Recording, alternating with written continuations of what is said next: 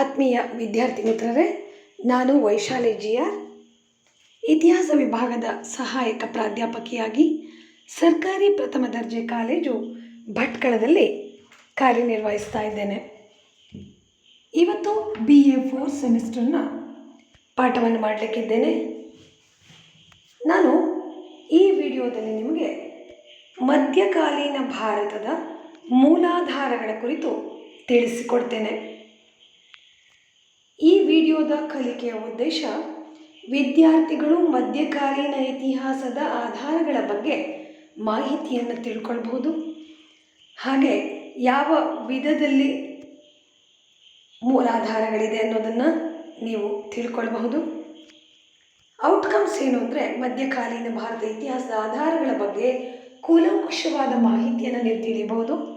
ಹಾಗೆ ಆಧಾರಗಳ ವಿಧಗಳ ಬಗ್ಗೆ ನೀವು ತಿಳಿಯಬಹುದು. ಸಾಹಿತ್ಯಾಧಾರಗಳು ಅಥವಾ ಲಿಖಿತ ಆಧಾರಗಳು, ಇದರಲ್ಲಿ ಎರಡು ಭಾಗ ಇದೆ. ಒಂದು ದೇಶೀಯ ಆಧಾರಗಳು ಅಥವಾ ಇಂಡೋಜಿನಿಯಸ್ ಅಕೌಂಟ್ಸ್, ಇನ್ನೊಂದು ವಿದೇಶಿ ಆಧಾರಗಳು ಅಥವಾ ಫಾರಿನ್ ಅಕೌಂಟ್ಸ್. ಈ ಎರಡು ವಿಧಗಳನ್ನು ಸಾಹಿತ್ಯ ಆಧಾರಗಳಲ್ಲಿ ನೀವು ನೋಡ್ತೀರಾ. ಈಗ ಲಿಖಿತ ರೂಪದ ಬರವಣಿಗೆಯನ್ನು ಸಾಹಿತ್ಯಾಧಾರ ಅಂತ ಕರಿತೀವಿ. ಅದರಲ್ಲಿ ದೇಶೀಯ ಸಾಹಿತ್ಯಾಧಾರ ಮತ್ತು ವಿದೇಶಿ ಸಾಹಿತ್ಯಾಧಾರ ಅಂತ ಎರಡು ಬಗೆ ಇದೆ. ದೇಶೀಯ ಪ್ರಭುಗಳ ಆಶ್ರಯದಲ್ಲಿ ಬರೆಯಲ್ಪಟ್ಟಂತಹ ಸಾಹಿತ್ಯಿಕ ಆಧಾರಗಳನ್ನು ಅಥವಾ ದಾಖಲೆಗಳನ್ನು ದೇಶೀಯ ಸಾಹಿತ್ಯ ಆಧಾರ ಅಂತ ಕರಿತೀವಿ. ಅವುಗಳು ಪರ್ಷಿಯನ್ ಭಾಷೆಯಲ್ಲೂ ಇದೆ, ಅರೇಬಿಕ್, ಉರ್ದು, ಕನ್ನಡ, ಹಿಂದಿ, ತೆಲುಗು, ಹೀಗೆ ಕೆಲವು ಭಾಷೆಗಳಲ್ಲಿ ದೇಶೀಯ ಸಾಹಿತ್ಯ ಆಧಾರಗಳು ಇವೆ. ದೇಶೀಯ ಸಾಹಿತ್ಯ ಆಧಾರದಲ್ಲಿ ಮಧ್ಯಕಾಲೀನ ಇತಿಹಾಸ ಕೃತಿಗಳ ರಚನೆಯಲ್ಲಿ ಅರಬ್ ಇತಿಹಾಸ ರಚನಾ ಕಲೆಯ ಪ್ರಭಾವ ಹೆಚ್ಚಾಗಿ ಕಂಡುಬರುತ್ತೆ. ಸತ್ಯ ಘಟನೆಗಳ ವರದಿ, ಕಾಲಾನುಕ್ರಮಣಿಕೆ ಈ ಲೇಖಕರ ಬರವಣಿಗೆಗಳ ಪ್ರಮುಖ ಲಕ್ಷಣ ಆಗಿತ್ತು. ಅರಬ್ ಇತಿಹಾಸಕಾರರು ಅಧಿಕ ಕೃತಿಗಳ ರಚನೆ ಮಾಡೋಕ್ಕೆ ಕಾಗದವನ್ನು ಬಳಸ್ತಾರೆ ಮತ್ತು ಇವರ ಬರವಣಿಗೆಯ ಜ್ಞಾನ ಬೇರೆಯವರಿಗೆ ಪ್ರೇರಣೆಯನ್ನು ನೀಡುತ್ತೆ. ರಾಜಮನೆತನಗಳಿಂದ ಪ್ರೋತ್ಸಾಹ ಸಿಕ್ಕತ್ತೆ ಮತ್ತು ಆಶ್ರಯ ಕೂಡ ಅವರಿಗೆ ಸಿಕ್ಕತ್ತೆ. ಇದು ಅವರಿಗೆ ಒಂದು ಬರವಣಿಗೆಗೆ ಪೂರಕವಾಗಿತ್ತು. ಅರಬ್ ಇತಿಹಾಸ ರಚನಾ ಕಲೆಯ ಉತ್ತಮ ಲಕ್ಷಣಗಳಿಂದ ಕೂಡಿದರೂ ಕೂಡ ಯಾವುದೇ ಬರವಣಿಗೆ ಇರಬಹುದು, ಅದನ್ನು ನಾವು ಪರಿಶೀಲನೆ ಮಾಡಬೇಕಾದಂತಹ ಅಗತ್ಯ ಇದೆ.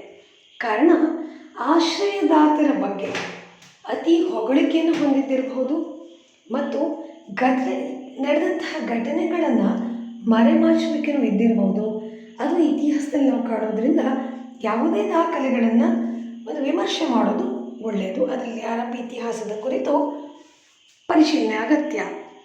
ಹಾಗೆ ಘಟನೆಗಳ ಸತ್ಯಾಸತ್ಯತೆಯನ್ನು ತಿಳಿಬೇಕಾದರೆ ಇತರ ಮೂಲಗಳಿಂದ ಮಾಹಿತಿ ಸಂಗ್ರಹ ಮಾಡುವಂತಹ ಅಗತ್ಯ ಇದೆ. ಐತಿಹಾಸಿಕ ಕೃತಿಗಳು, ರಾಜವಂಶಾವಳಿಗಳು, ಪತ್ರ ವ್ಯವಹಾರಗಳು, ವರದಿಗಳು, ಸೇನಾಧಿಕಾರಿಗಳ ಮತ್ತು ಅಧಿಕಾರಿಗಳ ಪತ್ರಗಳು, ರಾಜರುಗಳ ಆತ್ಮಕಥನಗಳು ಇವೆಲ್ಲ ನಮಗೆ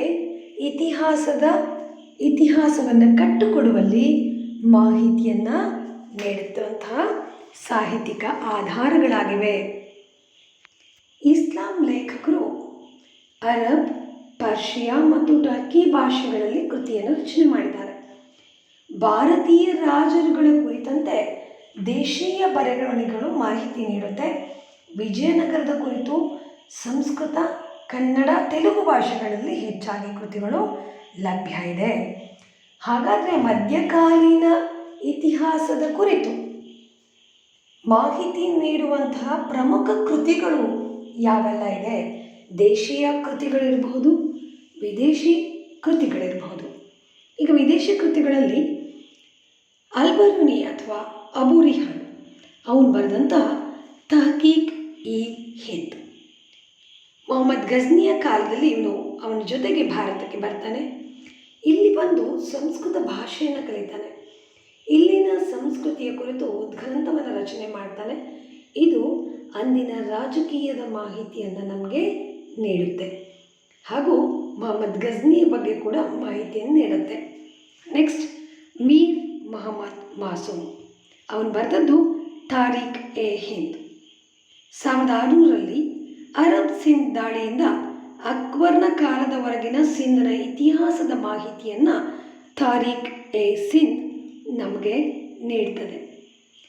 ಮಿನಾಜ್ ಉಸ್ ಸಿರಾಜ್ನ ತಬಕತ್ ಇ ನಾಸಿರಿ. ಗೋರ್ ಮೊಹಮ್ಮದ್ ಕಾಲದಿಂದ 1260ರವರೆಗಿನ ದೆಹಲಿ ಸುಲ್ತಾನರ ಇತಿಹಾಸವನ್ನು ಮಿನಾಜ್ ಉಸ್ ಸಿರಾಜ್ನ ತಬಕತ್ ಇ ನಾಸಿರಿ ಮಾಹಿತಿ ಕೊಡುತ್ತೆ. ಅದೇ ಥರ ಜಿಯಾವುದ್ದೀನ್ ಬರ್ನಿ ಬರೆದಂತಹ ತಾರೀಖ್ ಇ ಫಿರೋಜ್ ಶಾಹಿ 1359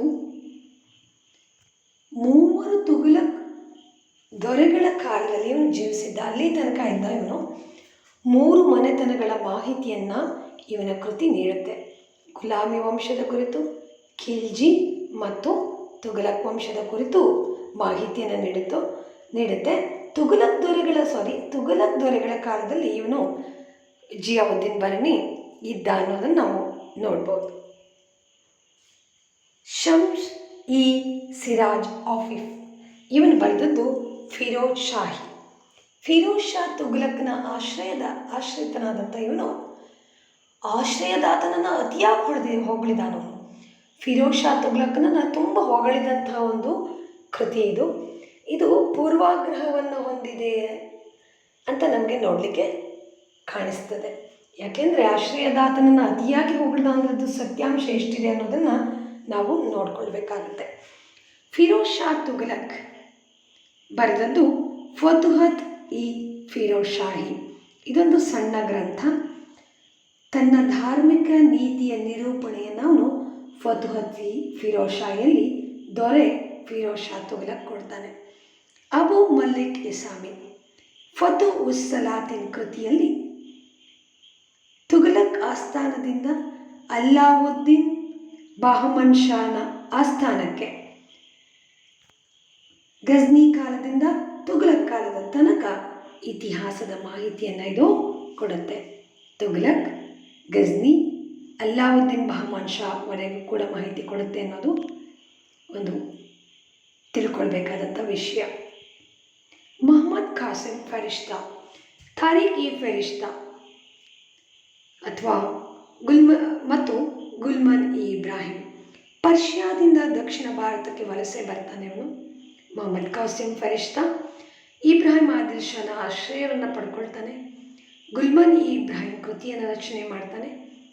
1596ರಲ್ಲಿ ಇದು ರಚನೆ ಆಗುತ್ತೆ. ಬಿಜಾಪುರದ ಆದಿಲ್ ಶಾಹಿಗಳ ಬಗ್ಗೆ ಉತ್ತಮ ಮಾಹಿತಿಯನ್ನು ಇದು ಕೊಡುತ್ತೆ.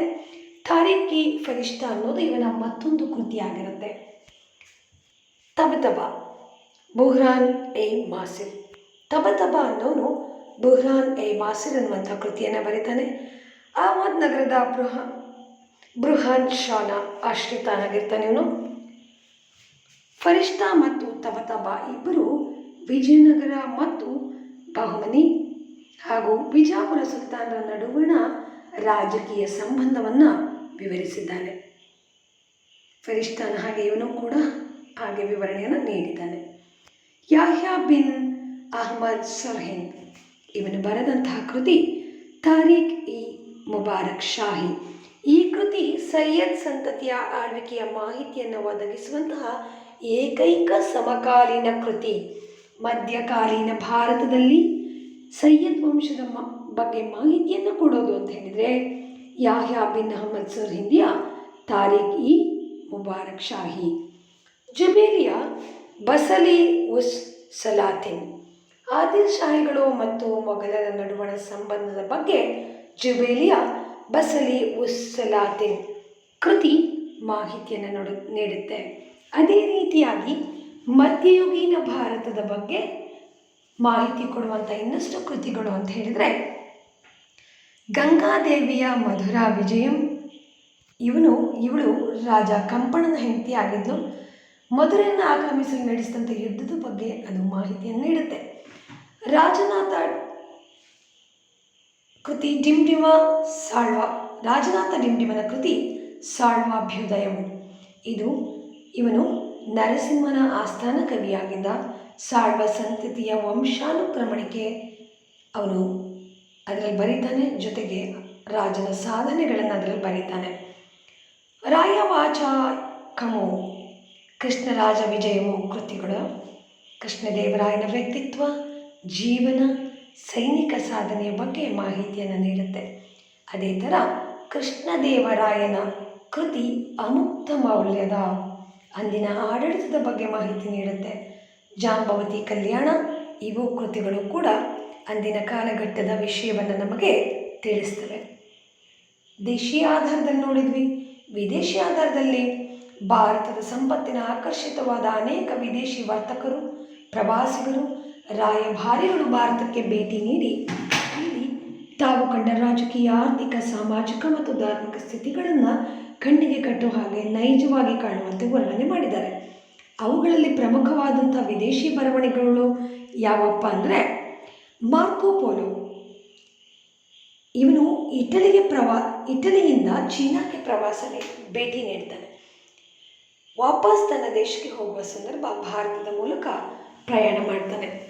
ತನ್ನ ದೇಶದಲ್ಲಿ ಪ್ರವಾಸದ ಅನುಭವಗಳನ್ನು ಹಂಚಿಕೊಂಡ ನಂತರ ಅವುಗಳನ್ನು ಲಿಖಿತ ರೂಪದಲ್ಲಿ ಬರೆದಿಟ್ಟಿದ್ದಾನೆ.